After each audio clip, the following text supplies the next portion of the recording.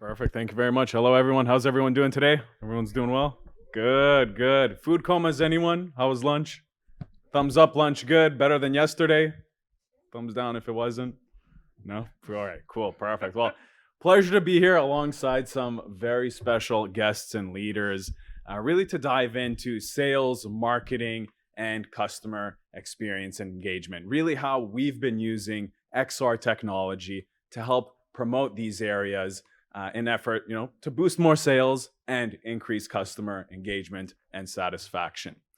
Now, my name is Stefan. I work with Circuit Stream and lead partnerships at Circuit Stream, and we are a leader in online training and education for the XR industry. So we provide training, XR development and design to enterprises. We partner with universities, and we teach individual learners as well. So giving them the skills to go out, build and develop these immersive experiences that you've seen on the show floor today for a variety of different headsets out there.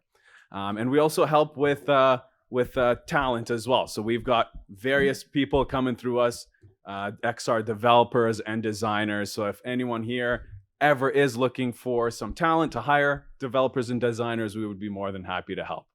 And again, it's a pleasure to be here alongside Jeff Lean from Anderson Corp.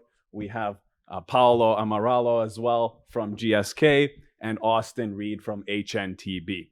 Now, I'll get them to dive into their own kind of introductions here in a second, but the format of this presentation, we're going to really kind of start high level, provide a big picture, what our goals are, what are kind of the things that we're looking to accomplish, and then we'll dive into what challenges we had in terms of these goals and reaching those goals. Now, with those challenges, why did we look at this technology to help solve those challenges and achieve those corporate goals and visions that we had? After that, we'll again present those use cases to you all, and at the end we'll have some Q&A. If you have questions throughout as well, please don't hesitate to reach out your hand. I do have an app open here as well, so if you have the app, feel free to type in questions. I'll keep an eye on my phone, see if anything comes up. But the whole goal here is to really inspire you to either start investing in this technology, looking at it, thinking of ways and strategies you can incorporate it in sales and marketing to enable and promote customer satisfaction and engagement. And if you're already investing in this technology, really to help you, see what kind of challenges we ran into, what lessons learned we've had, so you can overcome those obstacles much quicker than what we've seen when we were working with this tech. Now, raise of hands, who's here first time at AES? All right, so a lot of you, and we've got a lot of veterans here, I believe, from AES on the stage with me. And question for y'all, just to help us really tailor our conversation and engagement, who here is currently investing in this technology? So you're using VR or AR at work, whether it's sales, marketing, training, anything like that. Okay, so I'd say probably 3/4, and then who's currently just exploring it at the moment, looking at using this technology? Okay, so a fewer amount. Perfect.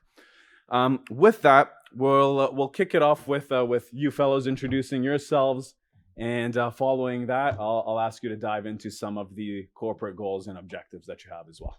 Cool. So, good afternoon. My name is Jeff Lean. I'm a technical leader for Anderson Windows. Been with the company for about 37 years now, so getting long in the tooth there. We've spent a considerable amount of time in the last probably 10 years looking at this technology, trying to understand how do we take what's kind of perceived as a toy or a game or something like that and bring it to something useful for our customers. And a lot of conversations, a lot of trial and error, a lot of proof of concepts, along the way, and we've done it. Right. So we've actually taken this, and we'll kind of get into it as we go through this, but it's really cool to look out here and see all those hands in the air for the first time here. There's a lot to learn. I mean, I said it earlier in one of our meetings, you're looking at a bunch of unicorns in a lot of companies, right? And how do you create more unicorns, right? Because for myself, 37 years, I'm not going to be around in that business much longer. So it's like, who's next? Who's going to take my spot? I mean, you need to think about that if you're going to put this into your company. So it's cool stuff. So, good afternoon. My name is Paulo. Pleased to be here for first time, like many of you. I work with GlaxoSmithKline. It's a pharmaceutical company, and more specifically in the vaccines area. And in the past years, past 5 years, I started working with XR, VR, mainly to educate healthcare professionals, physicians, nurses, about complex scientific matters. And I had very, I would say, unsuccessful projects at the beginning, learned a lot, and now I'm trying to scale up and through the better understanding of how technology is evolving, also have my own roadmap to leverage new opportunities. Again, I'm learning like many of you, and pleased to be here to talk about my experiences in healthcare. Hi, I'm Austin Reed from H&TB, where I'm the director of the Creative Media Studio. I've been with the firm for 17 years. I was originally hired to do some military simulations, which is basically to recreate, the various locations around the world for training for the military. But ultimately, that's transpired to working with Epic Games and Autodesk and 3ds Max and making a universal platform for our team and everybody in our firm to start looking at bringing a sophisticated storytelling approach to everything we do, because we have complex problems. And if you have a complex problem and your client doesn't understand that, you won't win that bid or you won't get their approval.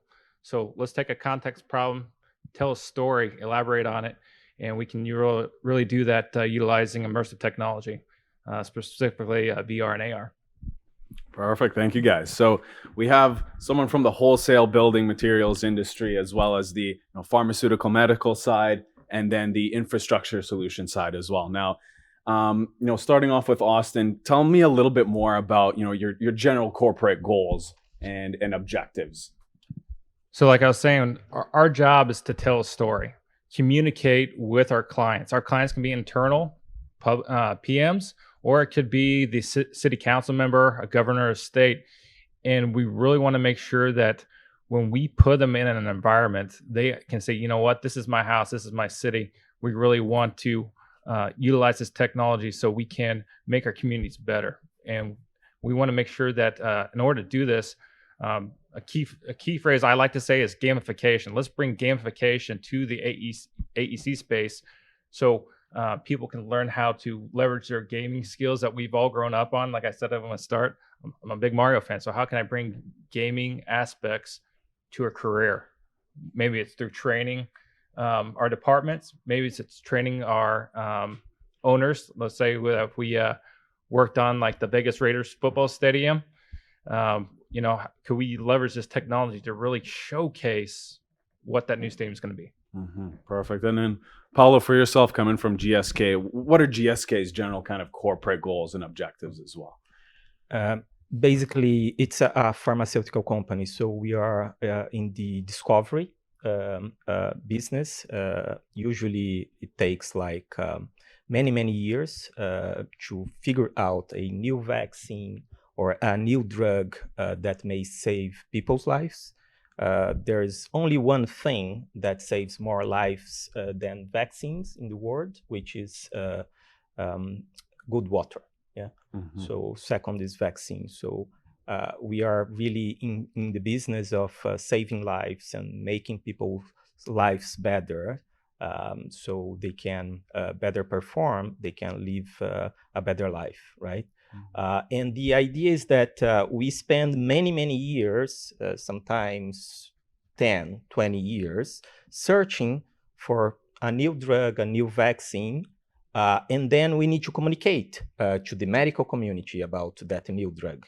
What's the mechanism of action? How it will work? What are the appropriate patients for that drug, right? What are the safety, the efficacy points? And then through AR, VR, it comes to a much better way of immersing them into the science. So you get the full attention span, right? We live in a world where the attention span is lower and lower. So getting the storytelling through AR, VR has resulted in much faster learning. So you accelerate the learning curve. The recall of messages is much higher. And also the experience, the whole experience with the company, with the products. It's memorable. People remember about that. Sometimes we go to congresses like this one with physicians, and like 80, 90% of them have the first experience with AR, VR through our marketing assets. So they will remember about that, and therefore they will be in a better position to protect eligible patients for the drugs, for the vaccines that we're making. Right, that makes sense. Okay, so really using VR and AR, but mainly VR, it sounds like, to help educate your clients and customers on new medical procedures or vaccines that are coming out, why traditional methods aren't as effective as the more kind of modern methods that are coming out. No, that's super interesting. And for yourself, Jeff, some of the goals and objectives of Anderson, what are the challenges that have stemmed from that? And how did you start looking at that technology to solve some of those challenges? Yeah, I think when you get into this space, a lot of us have the same goals, objectives, and challenges just based on technology and based on maybe perception of the technology and usage. But, in our company, one of the things that we're really looking to do is we're really looking to become a really customer-focused, customer experience type of a company, right? Windows and doors, can they be flashy? Yeah, maybe, right? Educating people on why they should be using, Anderson products or, products of the caliber that Anderson puts out is at times a challenge. But if you can make it easy to understand, like Paula said, right, is the visuals in this stuff tell a million words in a 30-second clip of just whatever you're dealing. So it's really interesting for us to figure out how to take these technologies and take the old print message and the old tribal knowledge message and be able to take that out to the world instead of them come to us, right? We wanted to be able to reach out to people where they're at instead of them having to come to us to get there. One of the ways that we decided to do that was to start looking at AR and VR. And we have, and you're going to hear this all the time, and there's a ton of truth in it. One size doesn't fit all in this space. AR is really good for some things, and VR is really good for some things. It's really tough to find one that's good for everything, right? So we have two different business models. One where we take our products to the big boxes and to the trade, and another where we take it to the consumer directly.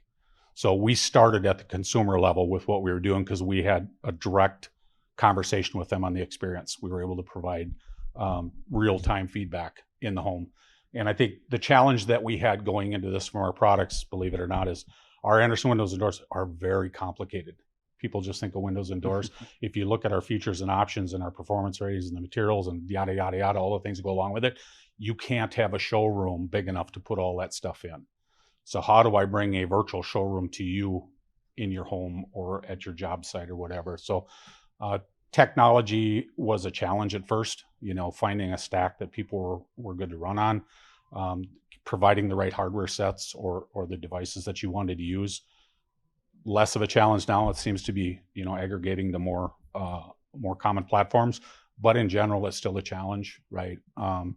We watch a lot of it going forward. We're looking at who's coming out with the next, not necessarily the cool thing, but the thing that's going to make a difference for us. Right. Right. So it's just some of the challenges we have, and it's going well. I mean, we've implemented, so we're actually in the field, in the consumer hands with it now. So we're getting, we get the feedback now. So it's really good. So both uses in sales and marketing with this technology, right? And now with the showrooms, that's typically both a marketing sales game. How are you employing this technology to sales specifically? Like, I'm assuming in the wholesale building industries, and with all of you who might have some products that you're working with, you've got different features to products, maybe different colors and stuff that you can use. How does that apply to your work, and how has that benefited you? Yeah. So when I talked about, we got the different business models. So we'll talk about the AR side of it first. So we took AR to our replacement remodel business. And we did that because we were in the consumer's home with them. And, you only have so big a trunk on your car. You can only take so much stuff to their job. So we had to figure out a way to get more information to them faster at a very high quality though. And that's kind of the challenge a little bit, is that most devices, they can only handle so much bandwidth and asset sizes and things like that. So we worked with some companies that are here and others to help us develop a solution where we could go into the home, we could let them pick through the product selections they want through 3D photorealistic views of it. So they were actually seeing the product really rendered out nice. And then we allow them to take that window or door AR model and put it right in the home. So they literally took it off the tablet and they put it up into the opening where it was going to go from a replacement or even a new one. So they could see it in their own environment against the colors that they wanted. And then they were allowed to make changes to that, so that if they didn't like a grill pattern, or they didn't like a hung window because a check rail was always right across where they were in the kitchen, they couldn't see out the front door or out in the front yard, they could change it to a casement window and you eliminated that check rail. People don't visualize very well without visuals. Right. So that was the real benefit for us, is to actually provide those visuals to them in their environment and let them pick and choose and do whatever they wanted. And the digital assets, it makes it seamless to be able to do that. Right. Okay. Very interesting. And I'd like to ask the audience here, how many of you are working with products? Like you're selling products or distributing products? Okay. And services. How about services? Okay. So I'd say probably half and half, would you say? Yep. Probably. Austin, I'd like to go to you because I'd say you probably focus more on that services side of things, right? With infrastructure solutions. With some of the, the goals you were mentioning and the challenges, how are you using virtual reality or augmented reality to help, solve those challenges? And then we can dive into how that's going to benefit you. So one of the big things that we've been looking at over the last, 8-10 years is trying to understand a volume of scale and space.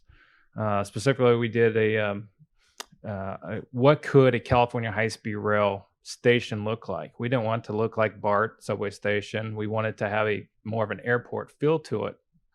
So when we partnered up with Autodesk and WSP to create the simulation, we started realizing how people were using our VR application. And we noticed that people started getting motion sickness when you didn't include their senses inside the VR headset. So if you're going to do some high-end VR experiences, for instance, we had an escalator, a true escalator. You got on an escalator and you felt like you were riding down the escalator, but all of a sudden motion sickness was happening for everybody. Why was that? It's because if you're used to going to the mall, you're used to hearing the and you're feeling that vibration. So as soon as we enabled the haptic feedback of vibration in the controllers, that alleviated 98% of the motion sickness that people had. Well, what's the other 2% that was missing? Audio. Well, all of a sudden you can have stereospatial sounds of the escalator or people talking to help you immerse yourself in that experience. And all of a sudden anxiety went down and they were able to stay in the experience longer. And so that's one key feature that we found with VR. And now AR, it's really something that is still growing. It really needs to be wearables, in my opinion. Currently using iPads, tablets, and doing motion graphics that we can. Show of hands, who's a Harry Potter fan in the room? What happens when Harry Potter reads a newspaper? Does anybody know? They come to life, right? So we're using that same, so we call it the Harry Potter effect. And so when we go to a public involvement meeting, they scan the QR code. Everybody got used to scanning QR codes during the pandemic. And then all of a sudden the cover of that pamphlet comes to life. And then you could have a video of this new mall being built or this new highway section. So it's a really cool way. So we call it the Harry Potter effect. And it just allows, a picture tells 100 words. But when you actually can be in that space, it's a completely new experience. Okay, perfect. And I'd like to ask you, Paolo. So you were saying, you know, you use VR in a storytelling way to help doctors understand why these vaccines would be, you know, a better way of treating or curing patients. In essence, you know, helping you know, market and you know, efficiently sell these vaccines and to your clients and customers. What are some of the benefits that have reaped out of it? And you were saying that there was, you know, that they pay more attention to these experiences. They recall the information a little bit more. Are there any other kind of advantages that you've seen that you'd like to share? I think it's faster, better, easier, right?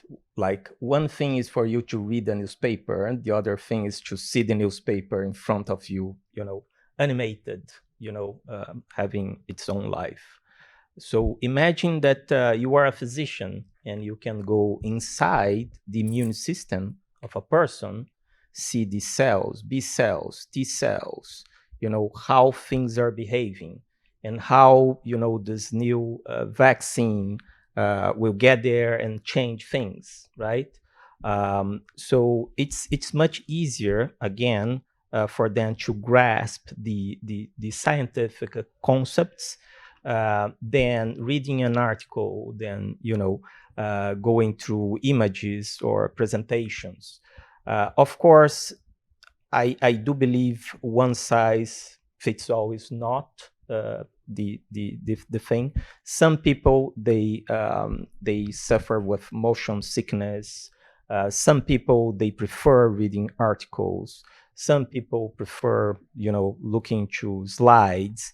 So I think it's one additional way to engage your customers, right? For some of them, this can be really helpful, and they will appreciate. So I think as marketers, more and more, we need to think about the full array of channels that are available and the technologies that are available to then provide a good customer experience, right? How to be there for your customers so that in my case, they can make informed decisions about health outcomes for their patients, right? I think it's less than selling, it's more like taking them through the journey so they can have an informed decision. And I do see the technology evolving. I mean, it's not easy. It's not simple. When I started working with VR like 5 years ago, it was even more complicated. We had headsets connected to computers, chairs, you know, and imagine to have that type of infrastructure in congresses like this one. You need to ship the big chair, the computer, make things work. Now it's all mobile, yeah. So in 5 years, we evolved quite a lot with technology. Still, there's room for getting better experiences in place, but I think again, as marketeers, it's our role to explore what's available, right? And how to use the technology, how to use the tools that become available to provide better service for your customers. So they can have the information whenever they want, through the channel that they want, at the time that is appropriate. So again, I think we need to be cognizant about what's available and then make some choices, right? Right.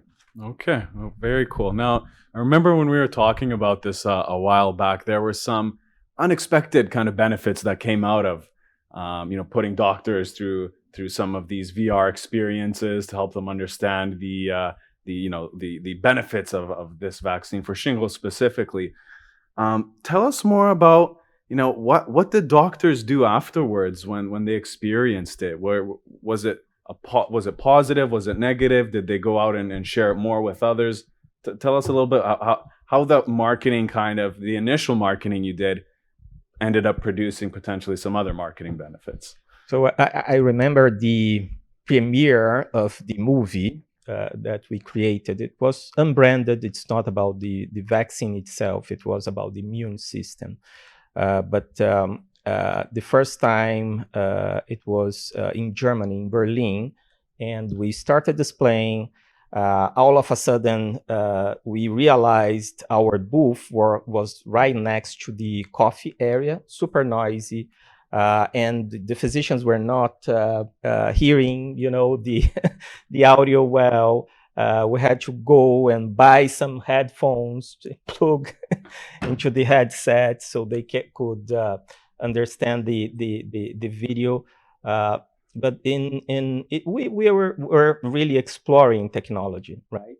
And all of a sudden, they were getting their friends to come to our booth and watch that movie, and physicians from other geographies were coming and asking, when is this gonna be available in my native language, because I want to display this to my peers. And they were really excited, right, with the movie. So that excitement, that drive, right, I think it's fundamental, because again, it's all about the customer experience, right? How you engage them on their terms, how you really keep providing them with the best you can do, right? So they can engage with you in different terms, right? I think doing the same thing over and over will not bring people with you along the journey, because more and more they want a better experience with products, right? It's like for you, Jeff, right? I mean, you take people through the showroom, even if you had unlimited space, right? Would not be the same experience as taking them through a movie or this virtual showroom, right? The experience is different. They will remember, they will test, they will, So I think that's again my experience with this type of technology. How to use that not only to get your message across, but also to be there for your customer, right? And help them with new experiences. So right.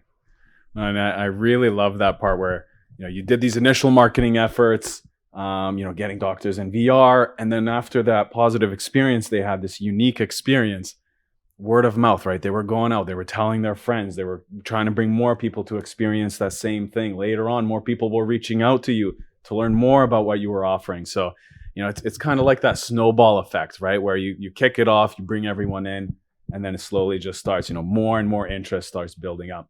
Now, I want to bring it to you as well, Jeff. When we were talking about the, Anderson's use of this technology, for when you were doing your showrooms, and then highlighting different products for customers to potentially purchase them, there were also some unexpected kind of things that came out in terms of brand awareness for Anderson.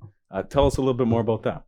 Yeah, I think that's been a huge part for us, is that when we started to deploy some of these solutions out in the field, and to your point earlier, the word of mouth started taking off, and this neighbor told this neighbor, it's like that commercial thing, and then they told two friends, right?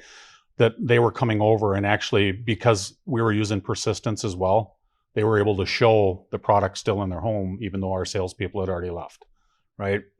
So they got to talk about the new windows and doors they were getting and get to see them, and that got the neighbor excited because their windows were getting old and they wanted to replace them. And the challenge for us is replacing your windows and doors in your house is not a cheap experience, right? So how do you show them that it is worth doing? It is, it's energy efficiency, and some of the education things that we can do with AR is to show them in AR how sunlight transmits through the glass, and how it creates a barrier in the summer for heat, and in the winter it reflects it into the warm up your house, right? It's hard to see that unless you actually can show it to them in an experience like this. So as we were doing some of those things, we got a lot of interest to add additional things into the experience. I think the VR experience for us, like I said before, we did AR with one part of our business and VR with another. we brought VR into our standard Anderson Windows business because of the complexity and the size of the showrooms required and everything. And it gave those people the ability to show anything we offered to the consumer in the headset.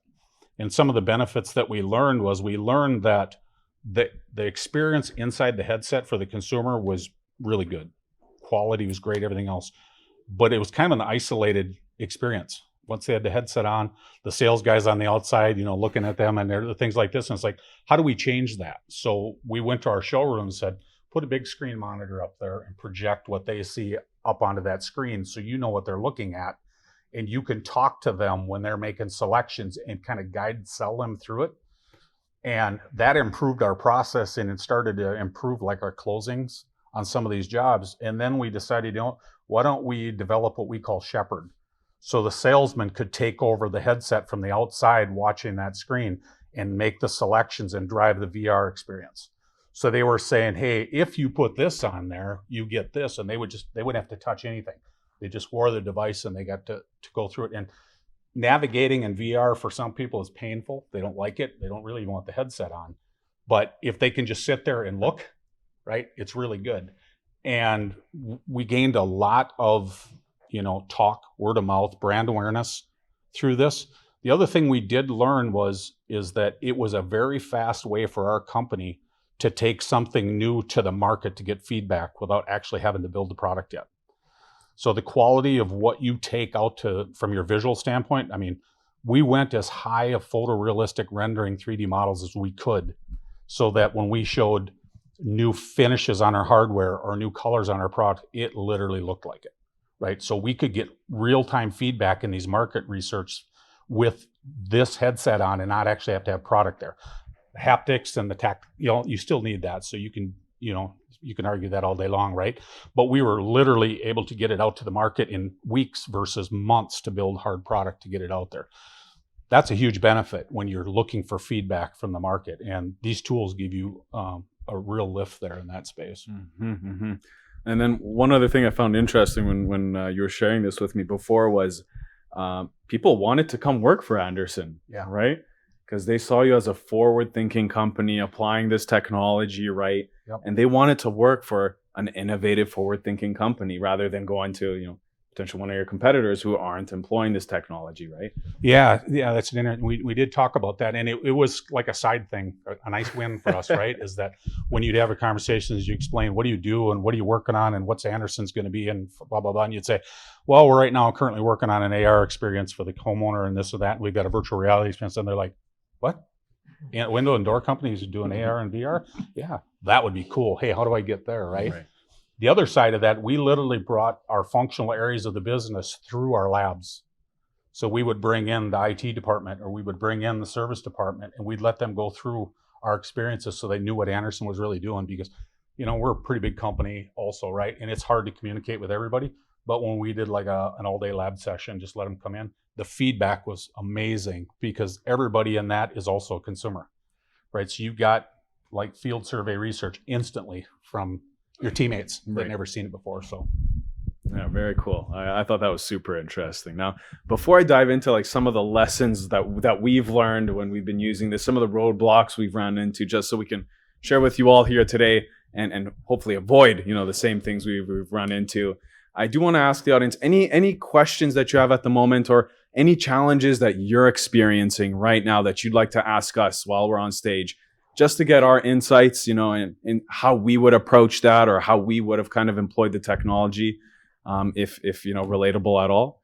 If there are any questions, feel free to put your hand up. I've got the app open here. I do see Akash had a question earlier, so I'll get to Akash's question. But any challenges that someone's running into? Yes. So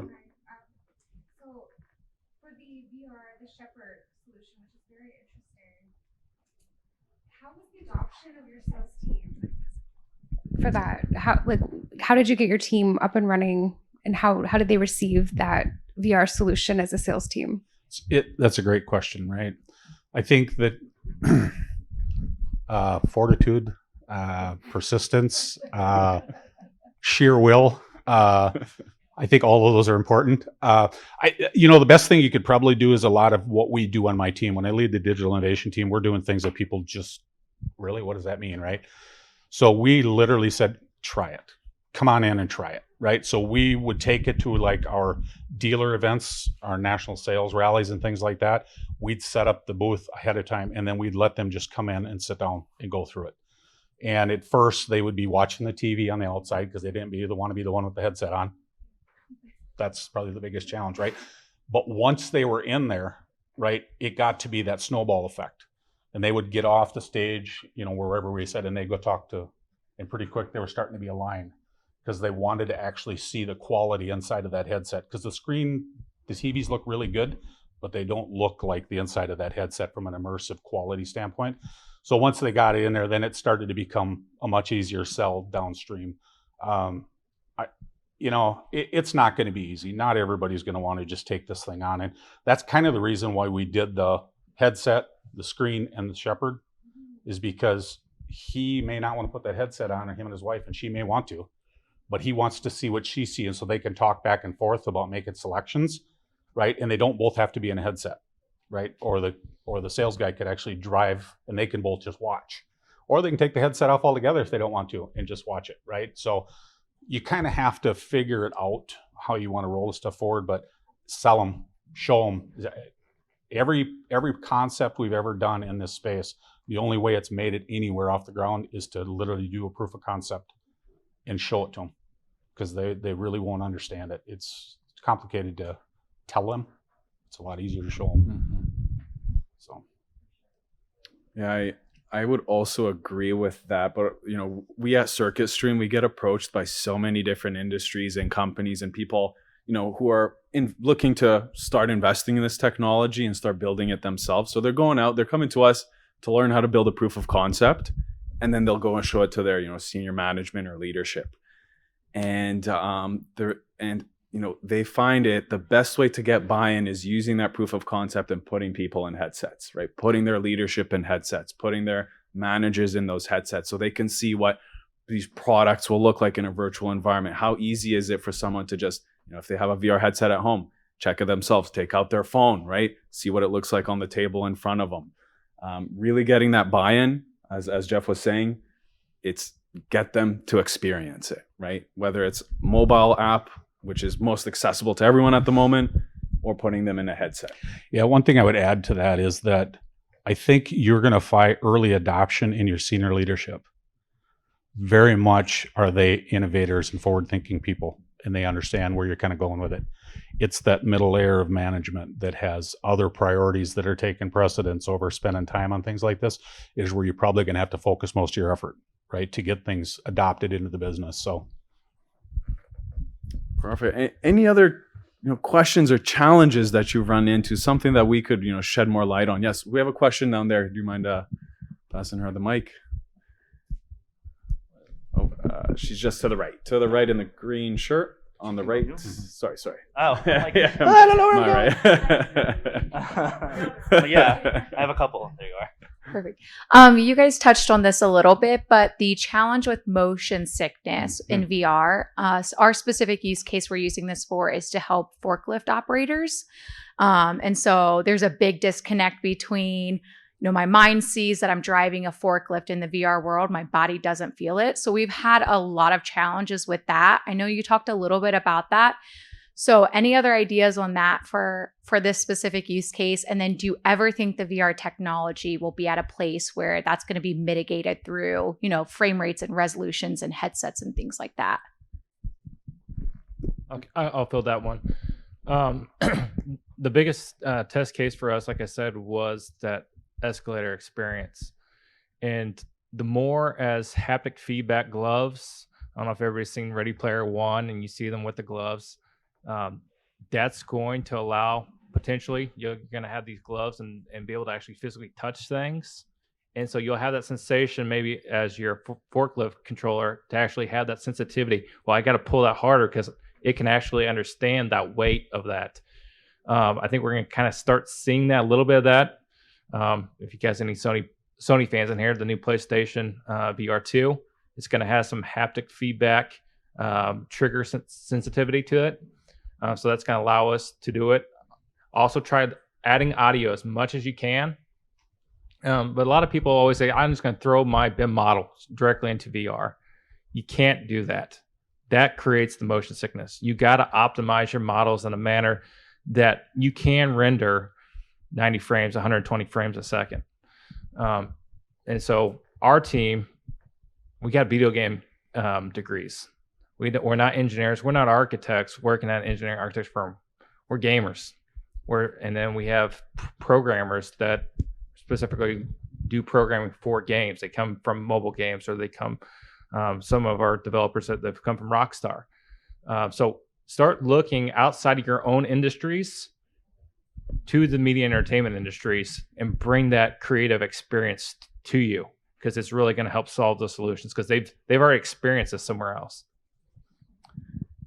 It is a big concern and issue, that motion sickness stuff, and a lot of people are experiencing it in the industry. But the hardware will start improving a little bit, as you were saying, with haptic feedback. I've heard they're building headsets where it's actually going to like puff wind against your face, which will probably help forklift operators as they're moving around warehouses, or if they're on a cherry picker going up and down, right? So with the hardware, hopefully that'll help solve a lot of the motion sickness stuff. I did see there was a couple of questions from Akash. Where's Akash? Akash, would you want to ask that in the mic? I don't know which, if you want me both or.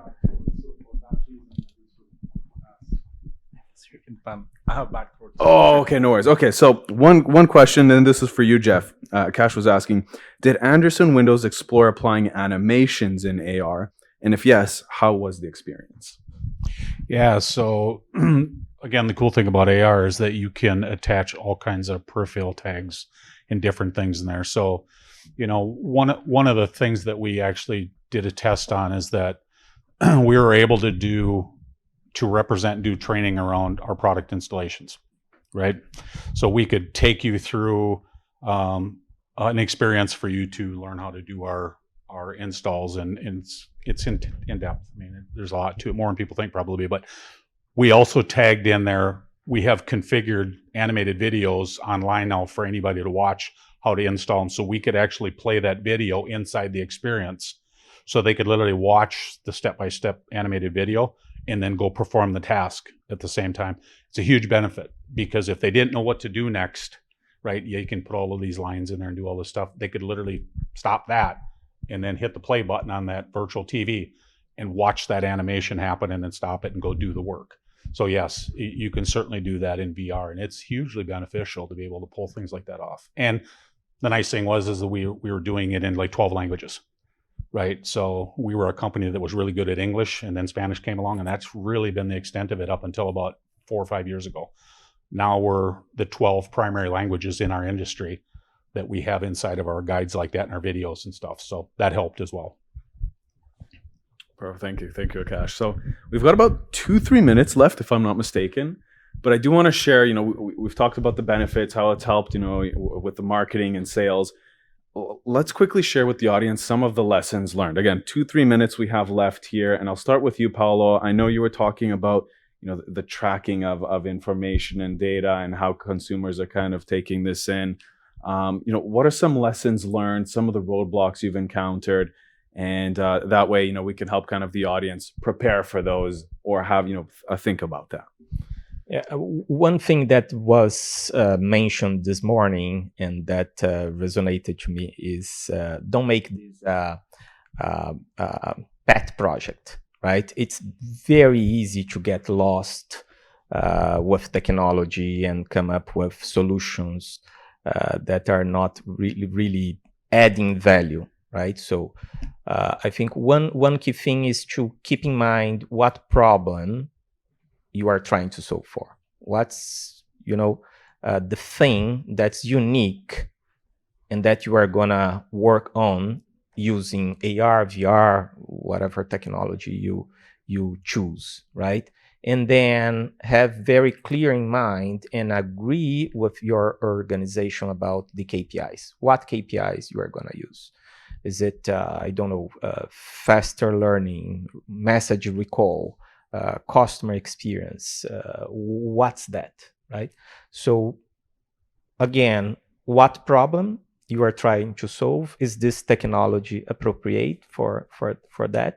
And second, how you're going to track, right? Because you will need eventually to communicate to people what was the impact of your project. Yeah.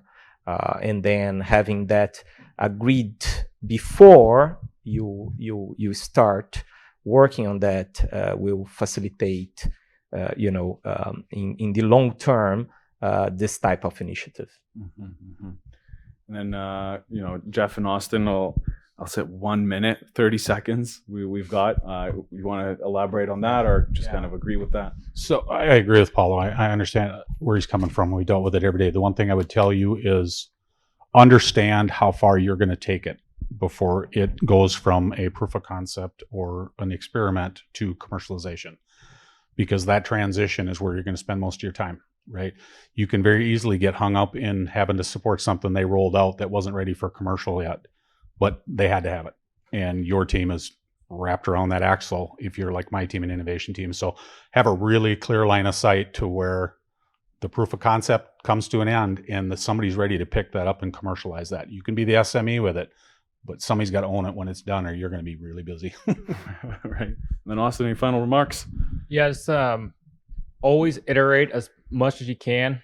And if you really want somebody to break your application, go hire your niece, your nephew, your kids, because they will find your flaws and you'll be able to go out and fix them. If you hand this to your boss, they're not going to know how to use it.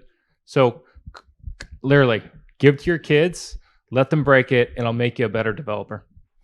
Perfect. Hey, thank you everyone for coming. I appreciate it. Thank you, panelists. Thank you very much. Thank you.